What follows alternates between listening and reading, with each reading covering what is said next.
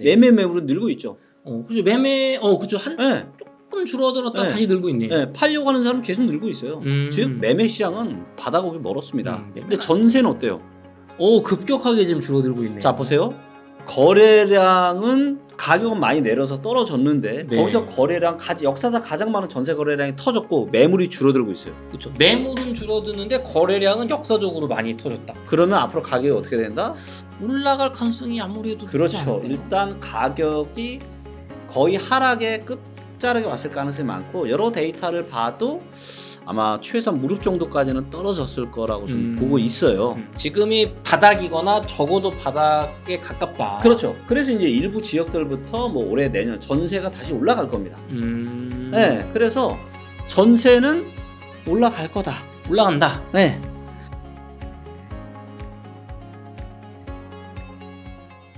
이제 또 다른 요즘 어떤 이슈가 되는 게 하나가 네. 집값 띄우기예요. 집값 띄우기. 집값 띄우기. 야, 진짜 이거. 네, 이게 과거부터 얘기는 많았지만 네. 사실 명확하게 잡힌 건 없었던 걸로 저는 알고 있거든요. 네. 근데 요번에 잠실 일부 아파트에 네. 뭐 6개월, 네. 1년이 지났는데 등기가 네. 안 된 아파트가 맞아요. 너무 많다. 저도 지금 최근에 기사를 봤습니다. 네. 자, 이거 제가 기사 나온 거 한번 읊어드릴게요. 네네. 자, 이게 언제부터 문제가 있었냐면 우리가 코로나 시기에 막 가격 급등했죠. 신고가 치고. 네. 그때도 취소된 계약이 상당히 많았습니다. 상당히 많았다. 그러니까 뭐냐면 제가 보기엔 일부 아주 소수의 사람들이 네. 그러니까 많은 사람들이 요즘 이제 데이터를 많이 보니까 근데 그 데이터가 실거래가만 보잖아요. 그쵸. 얼마나 고평가 저평가 실거래만 보다 보니까 얘가 막 올라. 음. 그럼 이제 마음이 어때요? 실거래가 오르면 집값 오르고 있는 조급해지는 거죠. 그쵸, 그쵸. 아, 지금은 막 따라서 해야 되는 거 아니냐. 그래서 이것 때문에 이득을 보시는 분들이 계시겠죠. 그렇죠. 집값을 띄워서 이득을 보시는 분들이 아마 있을 겁니다. 그리고 아마 그런 분들이 집값 띄우기를 하셨을 거고요. 자, 그래서 서초구 반포자이의 전용 면적 194제곱미터. 190. 전용 면적 194제곱미터면요. 대형 아파트입니다. 그렇죠. 이 대형 아파트는 지난 4월 26일, 요번 4월 26일에 60억 원의 거래가 돼서 화제가 됐던 거죠. 네. 그리고 일부 또 막 상승 막 이렇게 얘기하시는 그거 봐라 지금 이런 시기에도 지금 신고가 막 60억 치지 않냐. 강남이 오르고 있다. 네. 하지만 한 달 만인 5월 24일에 거래 취소가 신고됐습니다. 거래 취소됐다. 네. 자, 그 다음에 강남구에 또 청담 동양 파라곤 요것도 이제 전용 224제곱미터짜리. 뭐한 예. 70평 되네요. 예, 얘도 지금 4월 26일에 날짜가 이게 공교롭게도 같은 날이야. 이게 68억 원의 중개가 거래가 돼서 네. 역대 최고가 기록을 세웠는데 네. 6월 15일이 됐는데 아직도 소유권 이전 등기는 설정되지 않고 있습니다. 그래서 이런 일들이 지금 많다라는 거예요. 그래서 뭐냐? 자, 위장이나 허위 거래는 위장이나 허위 거래는 통상 3개월 이내에 취소 신고되지만 이 기간이 지나도록 취소 신고를 하지 않을 꼼수가 있대요. 취소가 됐는데 취소하지 않을 꼼수가 있나요? 취소 신고를 하지 않을 꼼수가 있고 이를 위해서 일부러 등기를 치지 않는 거죠. 야, 진짜 이게 자 그러다 보니까 이제 정부에서 이거 가만두지 않겠다. 그래서 이제는 뭘 할 거냐면 실거래가에 등기가 됐냐 안 됐냐를 지금 표시하겠다. 그래서 집값 띄우기를 차단하겠다라는 거예요. 그리고 이런 거는 저는 그래서 이게 뭐 맞다 틀리다를 떠나서 이거는 사실 악의적인 의도를 가지고 하는 거잖아요. 그렇죠. 악의적인 의도를 가지고 특정 소수의 사람이나 집단이 본인의 이득을 위해서 이런 일을 하는 건데 이런 것들은 정말 좀 강력하게 좀 규제를 좀 해주시면 좋을 것 같습니다. 그러면은 이게 기사 내용을 봤을 때는 단순히 등기를 하고 안 하고를 떠나서 사실은 거래가 아예 안 됐는데도 이거를 취소로 보이지 않게 할 수까지 있다는 얘기인 거잖아요. 그러니까요. 야, 이거는 그러면은 이게 취소가 안 됐으니까 뭐 잔금일이 1년 뒤인가 보다 이렇게 생각하는 거는 순진한 생각일 수 있다. 그렇죠. 그러니까 이게 참 제가 이런 기사를 보면 참 세상에는 별하별 진짜 양 모시기 사람들이 많다. 맞아요. 진짜 이게 사실 작년 재작년쯤에 한창 조사를 했던 걸로 제가 알고 있는데 그때는 이제 빠져나갈 구멍이 좀 있었던 걸로 알고 있어요, 대표님. 네. 집값이 오르고 있으니까 저 네. 사람이 뭐 안 판다고 했다, 취소했다. 네. 약간 변명이 좀 통하잖아요. 네. 이제 정부에서도 이제 이걸 확실하게 알았기 때문에 아마 이거 혹시라도 이런 거 하시는 분들이 진짜 조심하세요. 큰일 날 수 있습니다. 인생 망칠 수 있어요. 네. 전 이런 분들은 좀 강력하게 처벌을 해서. 그럼요. 아까 말씀해주신 약간 전세자금 대출은 양면을 봐야 되는 거였잖아요. 그렇죠. 네. 이쪽은 뭐 대표님 의견도 뭐 강력히 처벌해야 된다. 이거는 악의적인 의도를 가지고 이거는 한 거다라는 게 명백하잖아 이거는. 네네, 그렇죠. 네. 그렇기 때문에 이거는 처벌 받아야죠 이런 거. 알겠습니다, 대표님. 그러면 제 마지막 질문으로 최근 부동산 통계 쪽이나 네. 혹은 어떤 분위기를 현장에서 느껴봤을 때 매매가도 그렇지만 전세가가 반등하는 것 같다. 네. 라는 의견들이 있어요. 네. 물론 떨어지는 지역도 있지만 네. 최근 뭐 그래서 들리는 말로는 하반기에 역전세 대란나서 전세 더 떨어질 거다라는 의견도 있는 반면에 무슨 소리야, 지금 벌써 오르고 있어. 네. 뭐 지금 상황 어떤가요? 명확하게 제가 데이터로 말씀드리겠습니다. 이 부분은 제가 방송에서도 몇 번 얘기를 제가 했던 것 같은데요. 네. 제가 전세는 바닥에 왔을 가능성이 높다라고 제가. 네. 지난번에서도 네. 이제 바닥 거의 다 왔다. 혹은 최소한 무릎까지 났다. 전세는 났다. 정말 떨어질 폭이 없다. 네. 왜냐하면 이거는 몇 가지 데이터만 봐도 명확하게 알 수가 있는데요. 자, 전국의 전세 거래량 데이터를 보도록 하겠습니다. 자, 전국의 전세 거래가 어떻게 됐죠? 뭐 엄청나게 늘었네요. 네, 사상 최대 거래량을 찍었습니다. 그런데 지금 평균이 뭐 28,000이 좀 2배 수준 가까이. 네. 그 얘기는 무슨 얘기예요? 그만큼 사람들이 전세를 많이 계약을 했다는 거죠. 그렇죠. 집 사지 말고 전세로 살자, 안전하게. 네. 그리고 그만큼 이렇게 계약을 했다는 건 뭐냐면 전세가 많이 싸졌다는 거예요. 너무 매력적이야. 네. 자, 그런데 전세 매물이요. 네. 자, 보시면 서울을 보겠습니다. 서울에 거래로 들어가서 요게 이제 매매 매물이거든요. 파란색 선이. 네. 매매 매물은 늘고 있죠. 그죠. 매매 그죠. 네. 조금 줄어들었다 네. 다시 늘고 있네요. 네, 팔려고 하는 사람은 계속 늘고 있어요. 즉 매매 시장은 바닥 오기 멀었습니다. 근데 전세는 어때요? 급격하게 지금 줄어들고 있네요. 자, 보세요. 거래량은 가격은 많이 내려서 떨어졌는데 네. 거기서 거래량 역사상 가장 많은 전세 거래량이 터졌고 매물이 줄어들고 있어요. 그렇죠. 매물은 줄어드는데 거래량은 역사적으로 많이 터졌다. 그러면 앞으로 가격이 어떻게 된다? 올라갈 가능성이 아무래도 그렇죠. 일단 가격이 거의 하락의 끝자락에 왔을 가능성이 많고 여러 데이터를 봐도 아마 최소한 무릎 정도까지는 떨어졌을 거라고 좀 보고 있어요. 지금이 바닥이거나 적어도 바닥에 가깝다. 그렇죠. 그래서 이제 일부 지역들부터 뭐 올해 내년 전세가 다시 올라갈 겁니다. 네, 그래서 전세는 올라갈 거다. 올라간다. 네. 하지만 이게 바로 매매가의 상승을 불러오지는 않을 거다. 물론 일부 지역은 데이터로 봤던 막 엄청 저평가 그쵸. 이런 지역들은 모르겠지만 네, 그런 지역들이 아니고서는 여전히 거품이 있는 지역들은 전세가는 올라가도 매매가는 떨어질 겁니다. 그런 때가 언제였어요? 2010년, 11년, 12년, 13년까지 서울이나 수도권 부동산 시장에서 벌어졌던 일들이에요. 그러면서 전세가는 올라가고 매매가는 떨어지니까 갭이 다시 또 줄어들었죠. 그쵸. 그리고 또 갭 투자도 유행을 했을 거예요. 그러면은 그때의 초기 버전이다 지금이. 완전 초기죠. 2011년 정도. 네. 그러니까 뭐냐면 뭐 전세가가 올라가니까 매매가가 바로 올라간다? 자, 혹시 이런 전문가가 있으면 제가 말씀드릴게요. 부동산 공부 다시 하십시오. 데이터 좀 다시 보세요. 2010년, 11년, 12년, 13년 서울 부동산 시장의 매매가 전세가 데이터를 좀 보시고 그런 얘기를 좀 하셨으면 좋겠어요. 전세가 상승 반전한다고 매매가 바로 올라가는 게 아니다. 절대 아닙니다. 절대 아니다. 네. 대표님, 그럼 이 부분에 대해서 네. 조금 설명이 필요할 것 같아요. 네. 저희 좋습니다. 시청자분들께서 네. 정말 그랬나요? 왜냐면 이게 말로만 하면 대표님도 이제 데이터 전문가니까. 그렇죠. 네네. 네, 좋습니다. 자, 보시면 요게 이제 서울의 이제 매매가 증감률이고요. 그래서 파란색이면은 떨어지는 거고 빨간색이면 올라가는 겁니다. 네. 요거는 이제 전세가고요. 밑에 건 전세가. 네. 그래서 요 선은 그냥 가격 지수입니다. 지수. 오르고 내리고. 자, 보시면 2008년 금융위기 나오면서 매매가와 전세가 동반 하락했죠. 그렇죠. 그리고 바로 또 동반 회복을 했죠. 맞아. 2009년에. 2009년도에 이제 이렇게 상승을 했습니다. 매매가가. 근데 2010년 4월 달부터 다시 어떻게 돼요?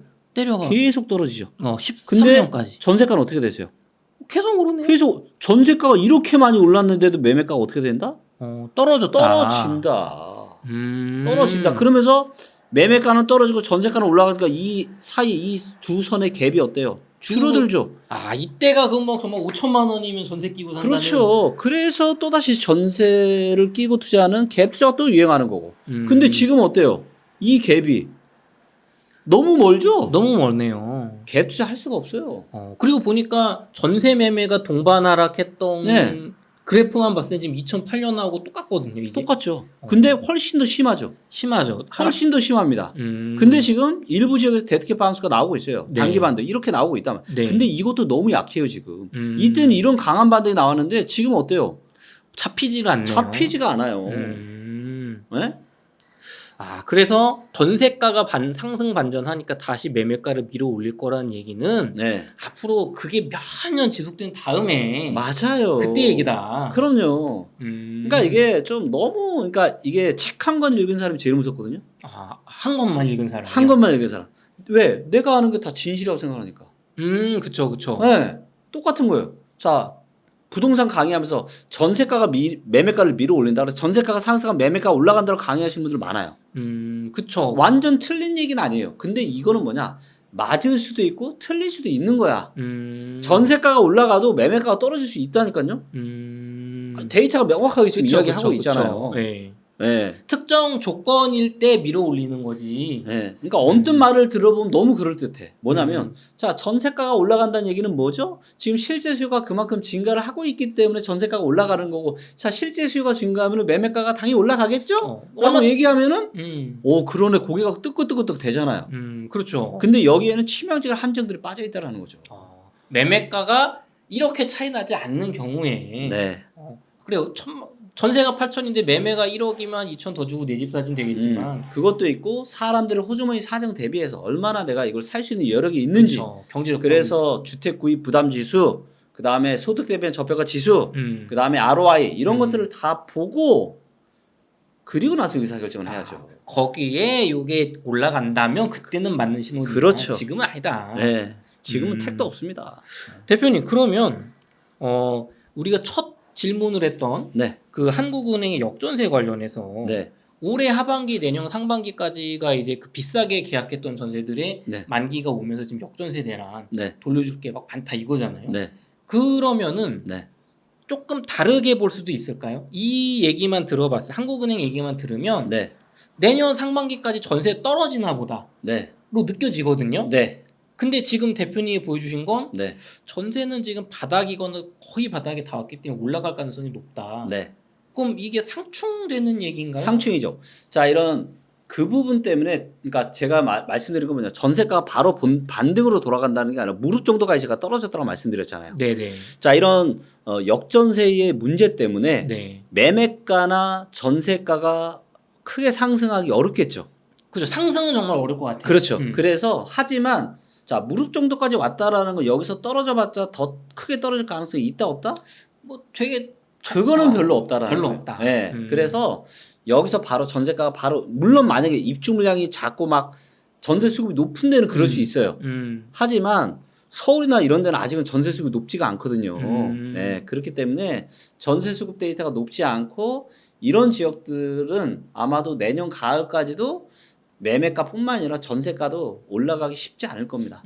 하지만 크게 떨어지기도 쉽지 않아요. 전세가는. 왜냐하면 이미 많이 떨어졌기 때문에. 그래서 어느 정도 조금 요 정도 상태로 좀 보시면 되고 그래서 부동산 시장에 어느 정도 우리가 조금 햇살이 좀 내려 비치려면은 한 25년 정도는 되어야 이런 문제들이 이제 없어지니까 25년 정도는 되어야 이제 좀 햇살이 내려 쬐지 않을까. 그럼 전세도 이미 거의 뭐 무릎에서 바닥 근처에 왔는데 여기서 크게 떨어뜨리긴 어렵다. 왜 너무 지금 낮으니까. 너무 낮아요. 일부 지역들을 보잖아요. 이미 발바닥까지 떨어진 데 전세가. 그럼 역전세 대란이 기존에 연장하면서 집주인이나 그 비싸게 전세를 맞췄던 분들의 개인적인 고통이 될 수는 당연히 있겠지만 네.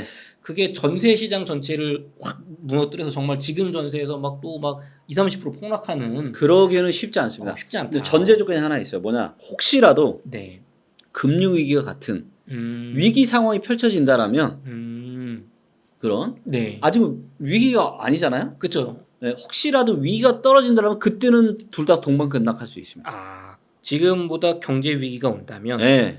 아, 그렇죠. 정부에서 전세 보증금 대출을 좀 해서 도와줄게요 했는데 대출 금리가 지금 막 3%가 아니고 8%다. 네. 그러면 이게 지금 경제 위기가 와서 막 직장도 어려운데 빌려서 할 수가 없잖아요. 네. 아, 그럼 근데 이제 그 가능성 굉장히 낮으니까. 그렇죠. 경제 위기 가능성은 그렇게 높지는 않으니까. 특히 올해 연초에는 정말 음. 경제 위기 올 수 있다고 봤는데 네. 점점 그 확률은 낮아지는 것 같아요. 뭐 저는 반대로 보는데 반대로 개인적으로. 보시나요? 네. 왜냐하면 이제 이 금리 사이클에서는 금리를 사실 올릴 때보다는 네. 금리 인상을 멈추고 그리고 금리를 내릴 때가 사실은 문제거든요. 오, 그러면은 대표님 지금 또 이거 또 약간 또 갈리는 건데 많은 전문가분들이 네. 야 이제 뭐 금리 인하 뭐 내년 초부터 한다. 이제 네. 뭐 위기는 지났다. 네. 근데 대표님은 아니다. 거시경제가 그렇게 단정할 수 없다. 뭐 이거는 제 이야기가 아니고요. 이제 우리 박정훈 기자님의 네. 그 자이언트 임팩트라는 최신 이제 뭐 완전 신간 아니지만 그래도 최근에 출간한 책들을 보시게 되면 네. 이제 금리 인상이라는 거는 실물 경제에 미치기까지 6개월에서 한 1년 반 정도의 시간이 걸려요. 맞아요. 작년에도 네. 그런 얘기 나왔어요. 그래서 이제 이렇게 실물 경제에 영향을 미치거든요. 네. 근데 이제 그리고 거책에서 또 뭐라 그러냐? 금리 인상을 할 때가 아니라 금리 인상을 멈출 때가 오히려 진짜로 위험한 시기다라고 이야기하고 있고 또 과거의 데이터를 봐도 그래요. 자, 기억나시는지 모르겠지만 이제 이전 사이클에서 위기가 이제 그 2008년에 금융위기가 왔잖아요. 네네. 근데 2008년 금융위기 오기 전에 2007년 가을부터 미국이 기준금리를 인하했어요. 자, 그러면 많은 전문가들이 지금 이야기하는 것처럼 기준금리 인하되니까 경제에 활력을 불어넣어서 주식이나 부동산 시장 좋아지겠네 했는데 뭐가 왔어요? 금융위기가 왔죠. 자, 최근에 대한민국이 왜 금리 인상을 못했죠? 원래는 미국이 인상하면서 계속 따라서 인상을 시켜야 되는데 왜 못했죠? 뭐 어떤 가계부채 이런 압력이 너무 그쵸. 세서 그런 거 아닐까요? 금리 인상을 하지 못할 만큼 경제 상황이 심각하니까 인상을 못한 겁니다. 해야 되는데 하면 무너질 것 같으니까. 무너질 것 같으니까. 자, 금리 인상을 이제 멈추고 내린다는 얘기는 뭐예요? 지금 금리 인하를 할 수밖에 없을 정도로 경제 상황이 심각한 거예요. 금리를 유지하지도 못할 만큼 힘들다. 힘든 거죠. 그래서 지금 산소호흡기 껴줘야 되는 거예요. 그래서 2007년 가을에 미국이 기준금리 인하를 했고 한국도 몇 개월 뒤에 따라서 인하했고 그러면서 위기가 왔잖아. 왜? 위험하니까. 네. 그래서 진짜 바닥은 언제냐? 금리를 멈추고 인하를 시작을 할 때가 아니고요. 네. 금리 인상을 해서 금리 완전 바닥이 왔을 때. 미국도 기준금리를 계속 인하해서 이 바닥이 온 거는 2008년 말인가 2009년 초였잖아요. 네. 그렇게 금리가 하락 사이클이 시작이 되는 게 아니라 하락 사이클 끝. 여기가 투자 기회인 거지. 무슨 여기서 금리 인상 멈추고 금리 낮추기 시작한다고 경제가 더 호황으로 가는 게 아니다라는 거를 아마 보시게 될 겁니다. 지금 한번 데이터 연구해 보세요. 거시경제적으로 많은 부동산 전문가분들이 얘기하시는 이제 금리 리스크는 뭐 끝났다. 경제는 좋아질 거다도 그거는 이제 뭐 전세가율 올라가면 매매가 올라간다. 이건 그냥 너무 이제 단편적인 이런 거다. 거랑 똑같은 거죠. 네. 알겠습니다. 대표님 의견을 종합해 보면 확실히 지금 적어도 서울 경기도는 네. 25, 26년까지는 네. 여러 가지 이게 좀 맞아 들어가네요. 네. 거시경제도 그렇고. 그렇죠. 대표님 끝으로 저희 네. 웅달 책방 시청자분들에게 하시고 싶은 말씀 있으면 한마디 부탁드리겠습니다. 네. 제가 이제 부동산을 제가 빅데이터로 연구를 하게 됐고, 이거를 그냥 제가 혼자 하는 것만이 아닌 제가 이렇게 앱을 만들고 사업까지 하게 된 이유는, 그러니까 부동산에 대한 의사결정은 너무 중요하잖아요. 근데 제가 보니까 이 아주 정보에 대한 불투명성이 있다 보니까 아주 소수의 사람들이랑 집단들이 너무 돈을 많이 벌고 있는 거예요. 네. 그래서 이거를 데이터로 만약 이런 것들을 다 공개를 하게 되면 굉장히 많은 사람들과 기업들이 합리적이고 과학적인 의사결정을 하게 될 거고 이로 인해서 부동산 시장의 안정화에 많은 기여를 할 거다. 그리고 그거를 하게 된다라면은 정말 많은 보람이 있겠다라고 판단을 했고요. 그래서 지금 사실은 개인적으로 굉장히 많은 것들을 제가 포기하고 창업이라고 하는 굉장히 어려운 선택을 해왔고요. 그리고 이제는 영역을 주거용뿐만이 아니라 상업용 건물, 토지까지도 빅데이터와 인공지능으로 적정 가격, 추정 가격을 다 만들었습니다. 벌써 만드셨나요? 네, 그래서 이것도 이제 이번 달에 다 업데이트가 돼요. 그래서 이 건물이 얼마인지, 그 다음에 이 땅 가격이 얼마인지 사실 너무 모르거든요. 그러다 보니까 2020년, 21년 코로나 시절에 연예인들도 건물 샀다가 지금 막 그쵸, 토해내고 막 손해보고 팔고 이런 있다고. 일들이 지금 발생을 하는 거거든요. 토지 시장은 훨씬 더 심합니다. 정보의 불투명성이 너무 많아요. 이 불투명성 때문에 역전세나 뭐 전세사나 여러 가지 이런 문제, 토지에 또 이런 그 무슨 사기라고 그러죠? 기획부동산 사기 이런 것들이 발생하는 이유가 전부 다 정보의 불투명성 때문에 생기는 거예요. 그래서 데이터가 제가 뭐 이게 100% 맞습니다. 저는 이런 말씀을 드리고 싶진 않아요. 하지만 우리가 잘못된 의사결정을 하면 안 되잖아요. 그러면 근거가 있어야 되는 거고. 그래서 거기에 대한 근거를 이제는 우리가 챗 GPT 시대가 오는 것처럼 데이터와 인공지능을 다 지금 만들어 놨기 때문에 이런 것들을 가지고 최소한 치명적인 실수를 잘못된 그런 선택을 하지 않는 이것만 해도 저는 너무 보람스러울 것 같고 많은 분들이 이런 제 어떤 시도에 응원을 좀 해주시면 너무 좋을 것 같아요. 네. 대표님 좋은 말씀 감사합니다. 앞으로 그 말씀해주신 토지 쪽이라든가 상업용 부동산 그 업데이트가 되면 저희도 한번 모셔서 한번 좀 알아본 정말 부동산 아파트처럼 좀 약간 아파트 쪽의 시장을 바꾸셨듯이 정보 쪽으로 이 투명하게 데이터가 나오냐 한번 확인해 보도록 하겠습니다. 이렇게 해서 리치고의 김기원 대표님을 모시고 이야기를 나눠봤습니다. 대표님 오늘 수고 많으셨습니다. 네, 감사합니다.